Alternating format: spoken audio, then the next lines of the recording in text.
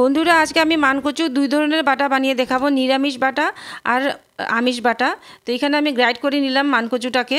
তারপর এখানে আধা বাটা যখন হয়ে যাবে বাটা পুতার মধ্যে, তখন রসুন, নুন আর শুকনো লঙ্কা আগে ভিজিয়ে রেখেছিলাম, সেটা একসাথে দিয়ে বেটে নেব।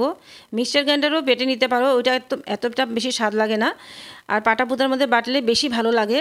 তাই আমি আজকে পাটা পুতার মধ্যে বাটলাম। তারপরে কড়াইয়ের মধ্যে সরষের তেলের মধ্যে শুকনো লঙ্কাটাকে আগে ভালো করে ভেজে উঠিয়ে রাখলাম, আর বাটা মানকচুটাকে কড়াইয়ের মধ্যে দিয়ে ভালো করে নাড়াচাড়া করে যখন দেখবে কড়াইয়ের মধ্যে এইভাবে লেগে যাচ্ছে তখনই উঠিয়ে ফেলবে।